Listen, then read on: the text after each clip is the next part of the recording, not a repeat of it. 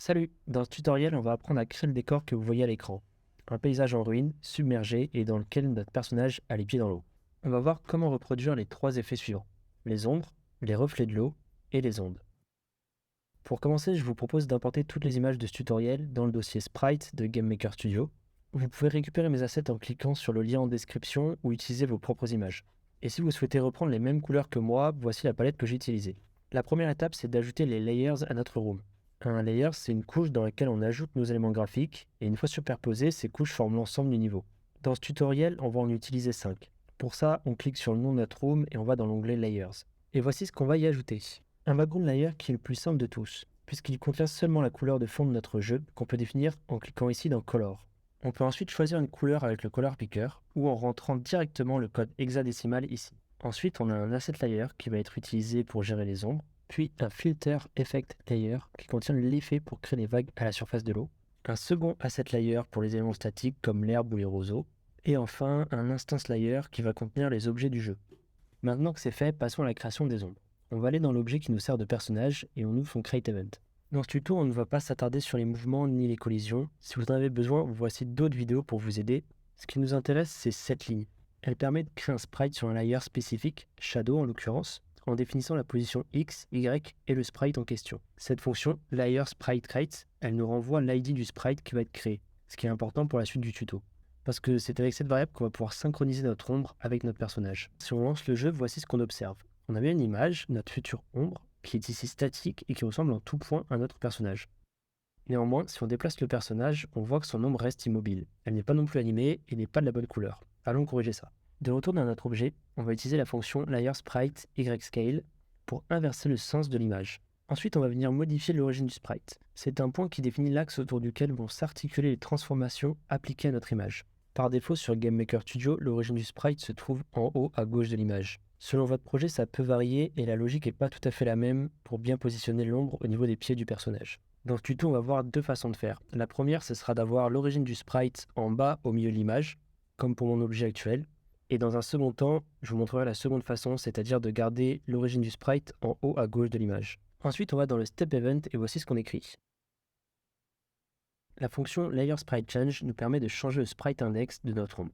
On va lui appliquer le même sprite index que notre objet. De cette façon, l'ombre sera toujours synchronisée avec l'image de l'objet. Ensuite, avec LayerSpriteIndex, on calque l'image index de l'ombre sur l'image index du personnage. De la même façon, on va synchroniser les coordonnées X et Y de notre ombre avec celles du personnage. Ce petit -3, c'est pour m'assurer que lorsque mon ombre va bouger avec le filtre, elle n'est pas dissociée des pieds de mon personnage. Et enfin, si comme moi vous utilisez la variable XScale pour changer le sens dans lequel regarde votre personnage, il faut utiliser LayerSpriteXscale pour que notre ombre fasse de même. Si on lance notre jeu, on a désormais une ombre qui est totalement synchronisée, que ce soit au niveau des images ou des coordonnées, et ça commence à prendre forme. Ensuite, pour obtenir la bonne couleur pour notre ombre, il y a deux solutions qui s'offrent à nous. La première, ce serait de redessiner chaque sprite de la bonne couleur, ce qui peut vite devenir chronophage et peu intéressant si on a beaucoup d'assets dans notre jeu. La seconde, ce serait d'utiliser un shader pour modifier automatiquement nos sprites. Et c'est ce qu'on va faire. En bref, un shader, c'est un script qui va utiliser le GPU pour appliquer des modifications graphiques à notre jeu en temps réel. Je vais passer très rapidement sur l'aspect technique des shaders qui mérite un tutoriel à part entière. Il faut savoir que celui qu'on va utiliser est relativement simple, son but est juste de changer la couleur de notre sprite.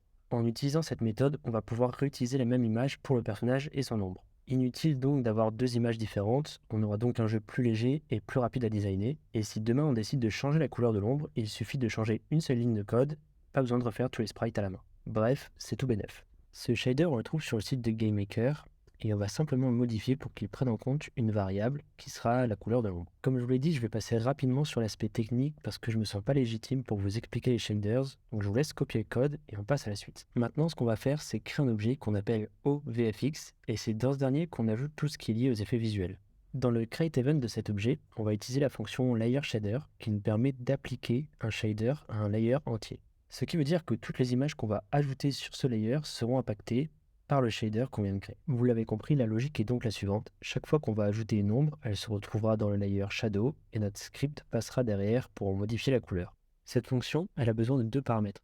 Le premier, c'est l'ID de notre layer qu'on récupère ici et le second, c'est le nom de notre shader. Une fois que c'est fait, on va initialiser notre shader afin de lui attribuer la bonne couleur. La variable color que vous voyez ici, c'est celle qui nous permet de définir de quelle couleur sera notre ombre. Le format de couleur attendu, c'est du GLSL, un format un peu particulier, et moi j'ai seulement un code d'hexadécimal.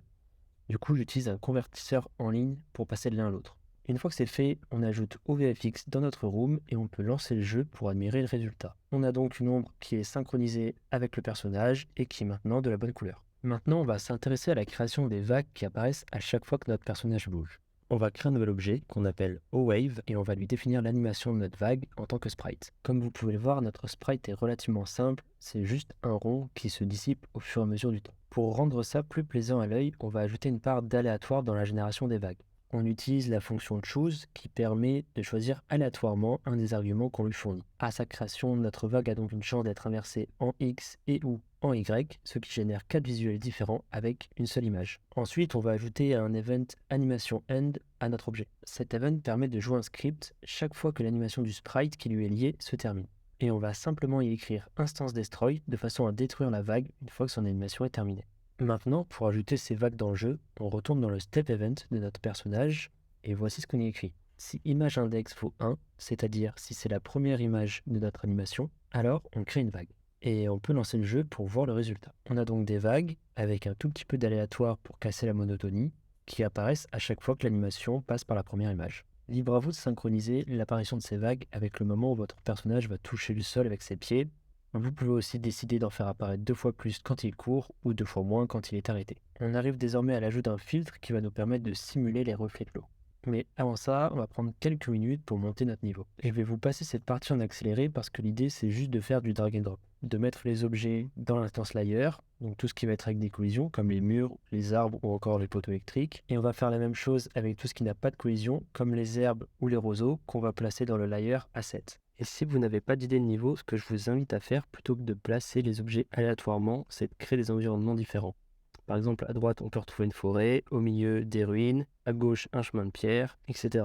Une fois que c'est fait, on va venir temporairement placer notre layer Underwater en tête de liste. Ça va nous permettre de voir le rendu de notre layer directement dans GameMaker Studio sans avoir à lancer le jeu. Au niveau des propriétés de ce layer, voici ce qu'on va mettre. Je ne vais pas détailler chaque paramètre un par un, mais voici les plus importants.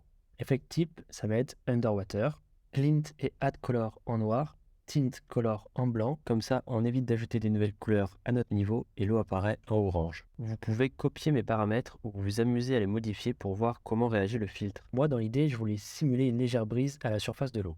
Une fois qu'on a un résultat qui nous satisfait, on n'oublie pas de bien replacer notre layer filtre au-dessus de Shadow et on peut lancer le jeu. À ce moment-là, on voit que l'ombre du personnage, elle bouge comme si elle était projetée sous l'eau. On passe désormais à la dernière étape, ajouter les ombres des autres objets et assets dans notre niveau.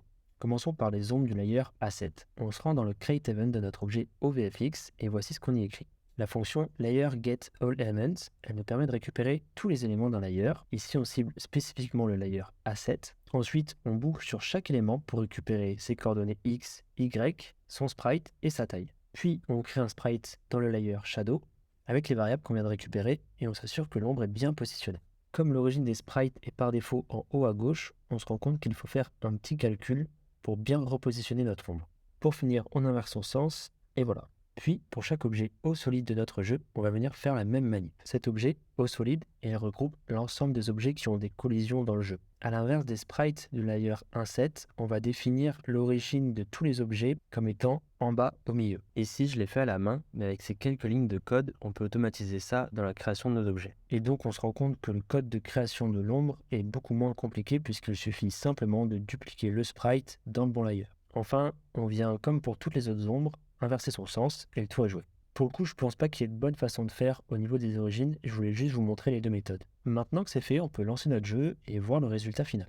Et voilà, toutes les ombres des objets et images statiques de notre jeu sont bien ajoutées au layer Shadow, puis elles passent dans notre shader qui en modifie la couleur, et enfin elles sont modifiées par notre filtre. J'espère que ce tuto vous a plu, si vous avez des questions, je serai ravi d'y répondre dans les commentaires.